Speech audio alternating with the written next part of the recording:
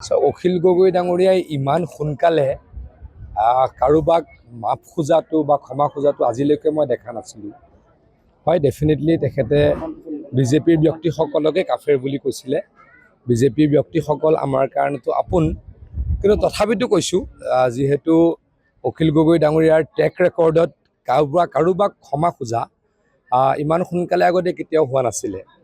অখিল গগৈ ডাঙৰীয়াই এনেকৈ আনকি কৈছিলে যে কামাখ্যা মন্দিৰ কিয় যাব লাগে, আমিতো কামাখ্যা মন্দিৰ নাযাওঁ।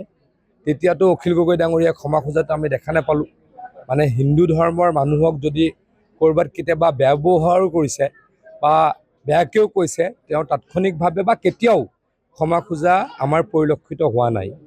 কিন্তু বিজেপিৰ মুছলমান কাৰ্যকৰ্তাসকলক গালি পাৰি 2 ঘণ্টা 3 ঘণ্টাৰ ভিতৰতে ক্ষমা খোজাটো তেওঁহে জানিব তাৰ অন্তৰ্নিহিত উদ্দেশ্য। মই ভিডিঅ'টো দেখিছোঁ, ৰাতি 1:15 তেওঁ ভিডিঅ' কৰিছে বা ফেচবুক লাইভ কৰিছে। ইমান কি তেওঁৰ গাত লাগিলে, কোনে তেওঁক ইমান প্ৰেছাৰ দিলে যে দুভাগ ৰাতি তেওঁ নোখোৱাকৈ থাকি ফেচবুক লাইভ কৰিব লগা হ'ল। ৰাতিপুৱাও কৰিব পাৰিলে হয়, আজি ৰাতিপুৱাও কৰিব পাৰিলে হয়। মানে তেখেতক চাগৈ তেখেতৰ সতীৰ্থসকলে ক'লে যে এইটোৰ পৰা মুছলমান ভোট আপুনি এটাও নাপাব। তেওঁৰ যিহেতু মতলব অকল মুছলমান ভোটেই, আমি সকলোৰে ভোট আজিকালি বিচাৰোঁ, সকলো জানে। মুখ্যমন্ত্ৰী ডাঙৰীয়াইতো এতিয়া সকলোৰে ভোট বিচাৰে, আমি সকলোৰে ভোট বিচাৰোঁ, আমিতো অস্বীকাৰ নকৰোঁ।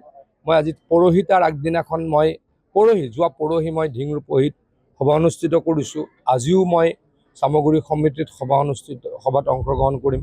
আমিতো সকলোৰে ভোট বিচাৰোঁ, আমি কাকো বেয়া ব্যৱহাৰ নকৰোঁ। আমি কওঁ যে সকলো ৰাষ্ট্ৰবাদী হওক, সকলো ভাৰতীয় হওক, নেশ্যনেলিষ্ট হওক। আমি এটা কথা বেয়া পাওঁ, অসমত থাকি যদি পাকিস্তান ছাপোৰ্ট কৰে কোনোবাই, তেতিয়াতো আমি বেয়া পাওঁ, এইটো আমি অপেনলি কওঁ। কিন্তু এনেকৈ আমি কোনো ধৰ্মক অসন্মান নকৰোঁ। অখিল গগৈ ডাঙৰীয়াই কামাখ্যা মন্দিৰলৈ নাযাওঁ বুলি হিন্দুৰ ধৰ্মীয় অনুভূতিত আঘাত কৰে, আৰু মুছলমান মানুহে কিবা এটা ক'লে বেয়া পালে বুলিয়ে ৰাতি 1 বজাত ফেচবুক লাইভত আহে। গতিকে তেওঁৰ কাৰ প্ৰতি আনুগত্য, কাৰ প্ৰতি সন্মান, এইটো কথা সকলোৱে জানে। দেখা গৈছে যে ফেচবুকত বহুত গ্ৰেপ্তাৰ হ'বলগীয়া হৈছে অসমত, এই প্ৰক্ৰিয়াটোৰ ওপৰত এই বিষয়টো চিন্তা চৰ্চা নিশ্চয়কৈ চলি আছে, নিশ্চয়কৈ চৰকাৰে এই ক্ষেত্ৰত বিহিত ব্যৱস্থা। আৰু এটা প্ৰশ্ন, কংগ্ৰেছ নেতা আহে কিন্তু প্ৰাৰ্থীবিলাকৰ মিটিঙত দেখা নাই। কংগ্ৰেছততো মানুহেই নাথাকে। মই বহুতো বেছিকৈ নকওঁ, এগৰাকী ডাঙৰ নেতা, আপোনালোকৰ এই অঞ্চলৰে সাংসদ, তেখেতৰ এখন মিটিং ডিগবৈত দেখিছিলোঁ, মই টিভিতে ক'ৰবাত দেখিছিলোঁ। সভাখনত 20 জন মানুহ আৰু ডাইচত 20 জন মানুহ আৰু 20-25খন চকী খালী আছিল। গতিকে তেওঁলোক ইমান ডাঙৰ ডাঙৰ নেতা, গতিকে তেওঁলোকৰ সভাত মানুহ নোহোৱাটোৱে বুজাই যে কংগ্ৰেছ দলৰ অৱস্থা বেয়া। প্ৰাৰ্থীও নাই, মইতো নাজানো, কিন্তু আপোনাৰ মুখতে জানিলোঁ। প্ৰাৰ্থীয়ে যদি পলাই পত্ৰং দিছে, তেতিয়াহ'লে কংগ্ৰেছৰ অৱস্থা সঁচাকৈ বেয়া হৈছে। এইটো মিছা কথা। তুলিৰাম ৰংহাং ডাঙৰীয়াৰ ঘৰত কিন্তু ইডি যোৱা নাই, মিছা কথা, 100% মিছা কথা।